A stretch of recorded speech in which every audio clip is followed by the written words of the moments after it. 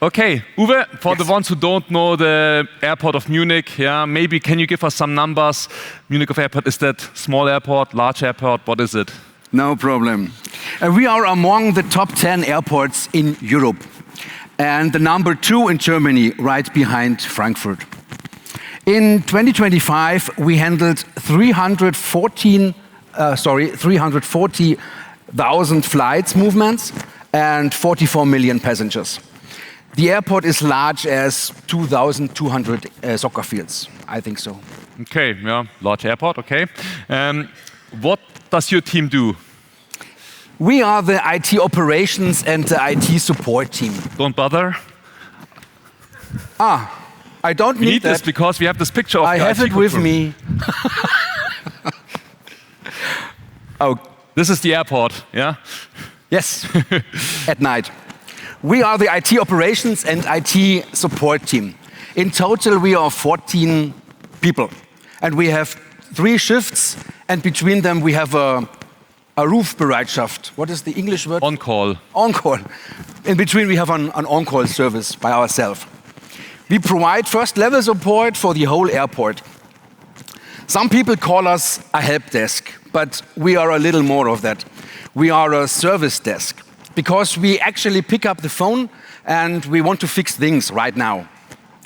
While we have many people, around over 500 users using Checkmk, I am the only admin, together with Bastian, who helps us as a consultant and especially with his own written CMDB syncer.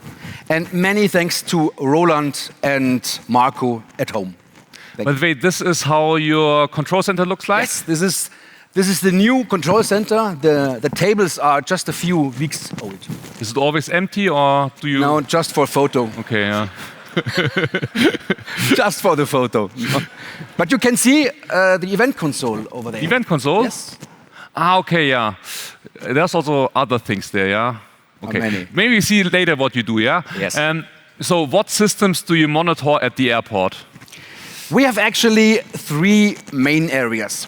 First, the airport operation database. This is the central system that supports all operations. At second, the passenger information system, around 1,900 screens across the airport that display flights information such as arrival time or the weather at the destination.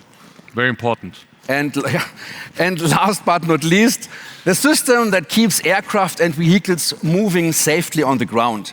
And especially this software was developed by our own development department. And on top of this, we have all the usual IT issues like Excel, Word, scanners, cameras, switches, and so on. And we call it the usual madness. Windows? Yeah, of course. So, Bastian, you support a lot of environments, Checkmk environments. How does the airport of Munich compare to the others which you know? Yeah, really good actually. First, if you look at the numbers, they have about 13,500 hosts, have 245,000 services, and just only about 1% of errors all the time. This is actually really good. Then the project manager. There is a project manager, so if there are problems, someone is behind to solve the problems. And it's not only the project management there. It's also if a new system is integrated, they make sure that everything is monitored of this new system, otherwise it can't go live. And finally, the teams who are using Checkmk. They are basically people, they value the monitoring, therefore they make sure that they see what they need and make sure if there's any problem that this will be fixed. By the way, we see below 1% of unhandled problems. Below 1%, we saw yesterday SBB, so, oh nice. We have the same, we can do very good monitoring here in Germany, yeah? Okay, thank you. Next time we will monitoring our plane as well. Thank you. Okay, I need something to calm myself down for the roadmap talk. So, Uwe, you mentioned before, oh sorry. Sorry. Yeah, sorry. I hope you're not jealous. We have time.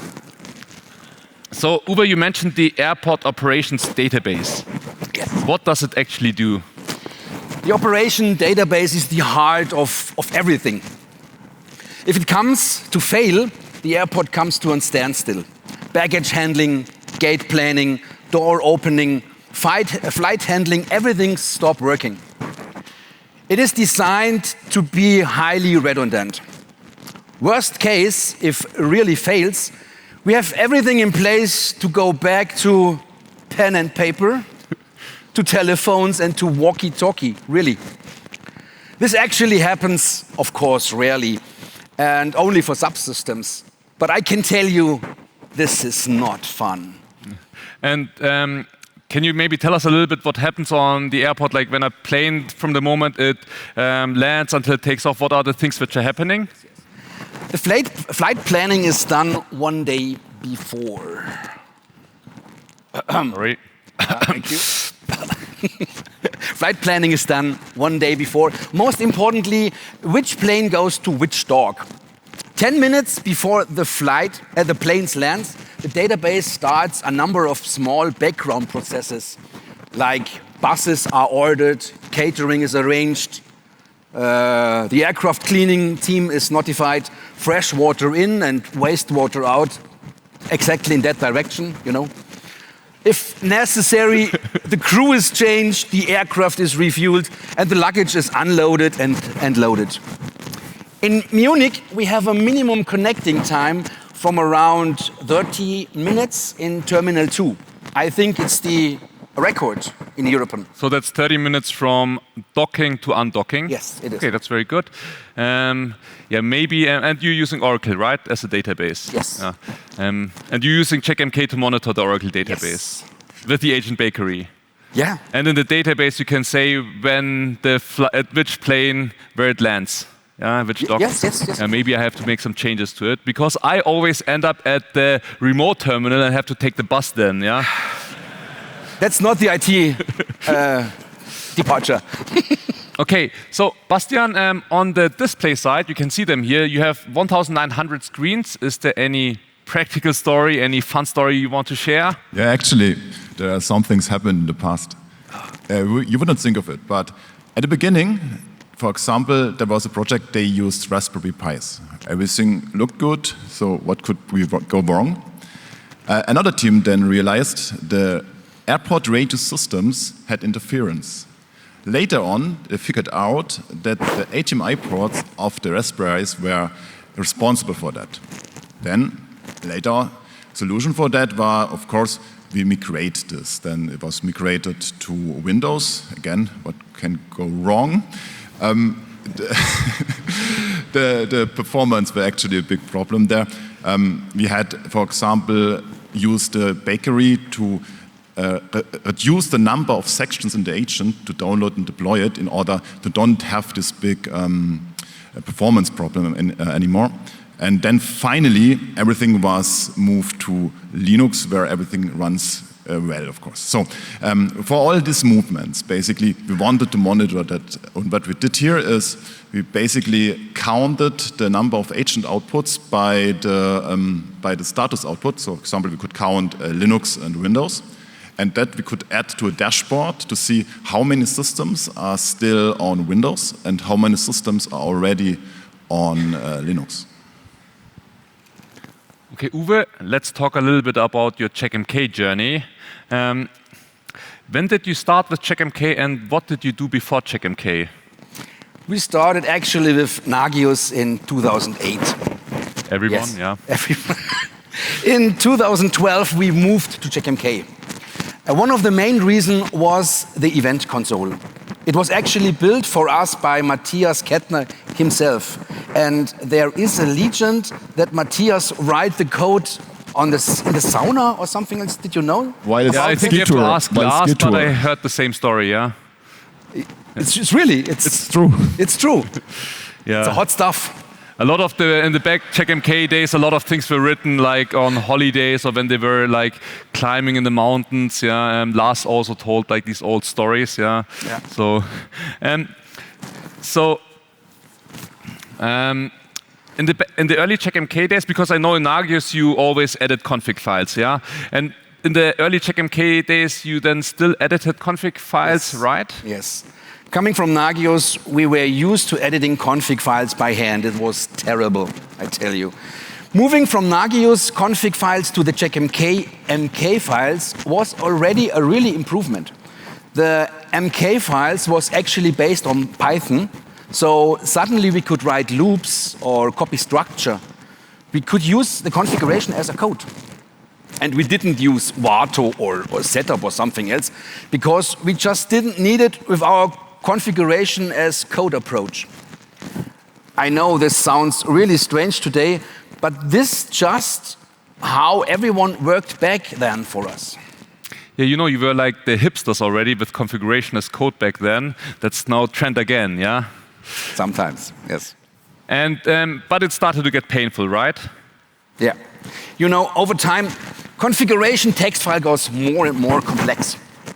But it was the only option for us because we were in Checkmk 1.5 and even had a 1.2 side.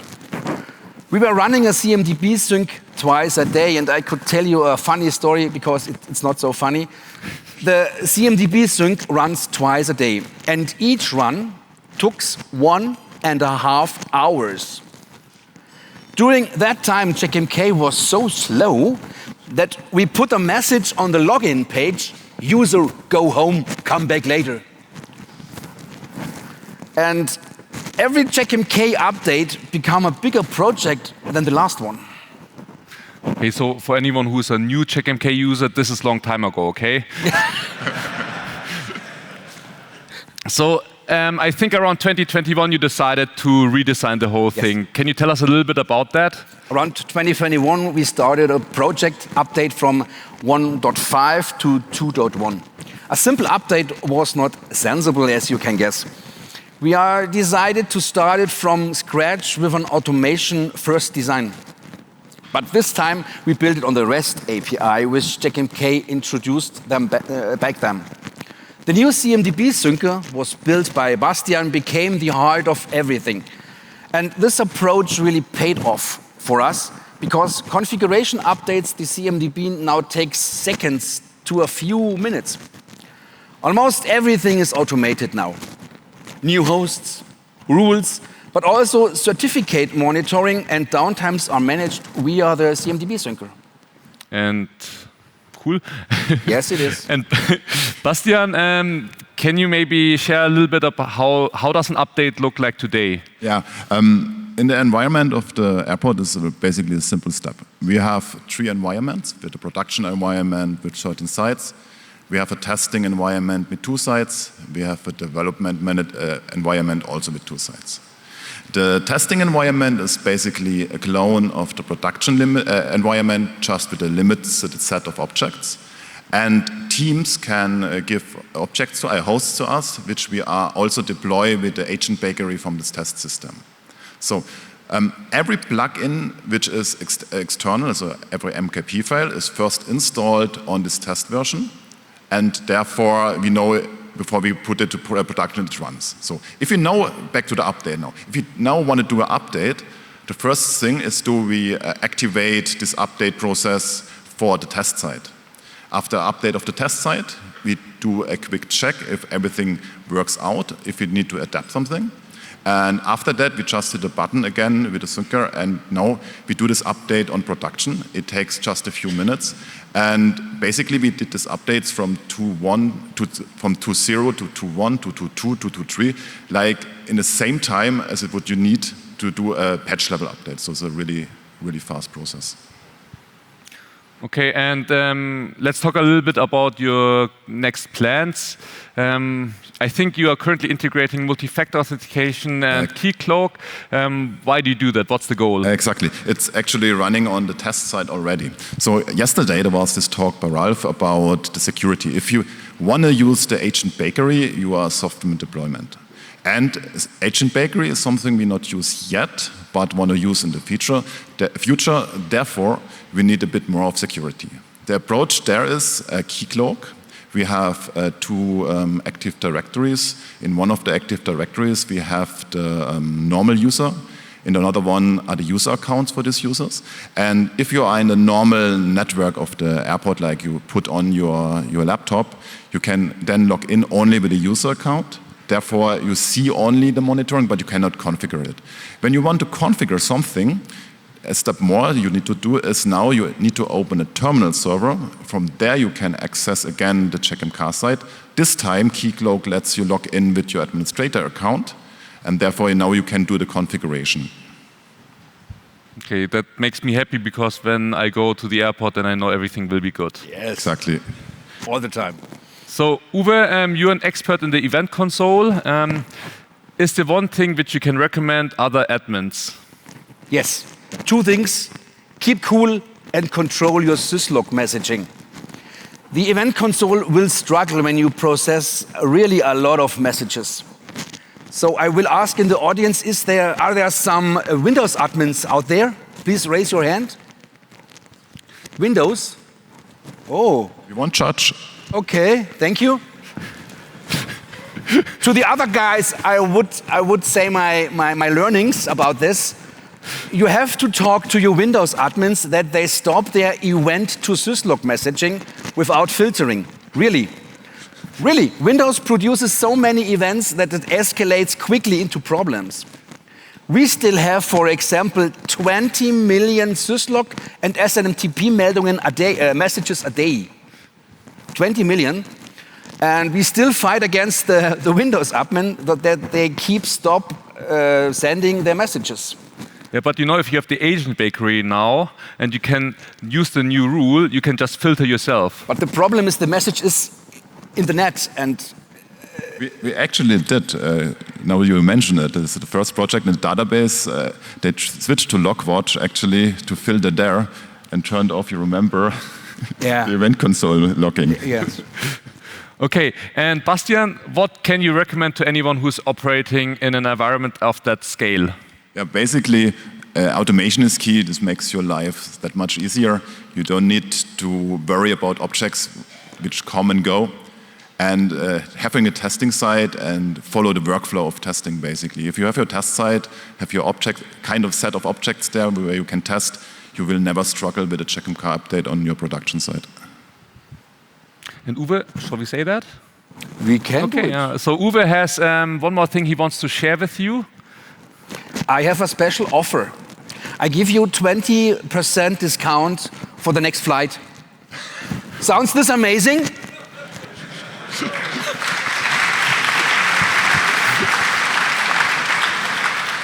Sorry, it was just a joke. Oh. I'm a little gear in the airport machine, you know. No, I have a special offer for you all.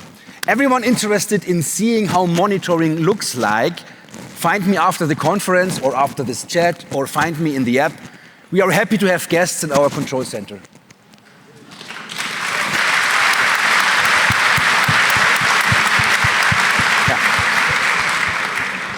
Thank you very much. I think that was an exciting insight into the airport. We have a couple of seconds for questions, so let's see if someone has. I, of course, have forgotten my phone again to check if there are questions. Maybe you can put them on screen again. And then let's hope that we can see them. Ah, cool. How does the Munich Airport motivate the IT admins to really use Checkmk and keep it updated? It's just money.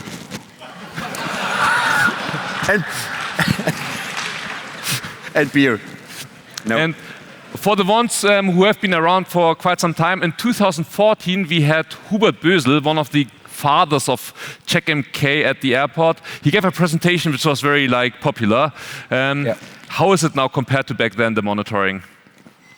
We changed all of them. Really. It's a completely new environment, Yes. fully automated via the REST API. No dirty hacks anymore in the config files, real systems for, as I mentioned, for plugins, for extensions. It's a different world. No traffic sign. Oh, really. Yeah. And we have the first person, I know who that is, yeah, who wants to come to the airport and see it. Yes. On the 18th, or I think 18 o'clock, I don't know. 18th, I would assume. I don't know. Please come to me later. I'm the guy with the crazy shirt. Yeah. Okay, then thank you very much. And we go now to the next talk. Thank you. Danke, geil.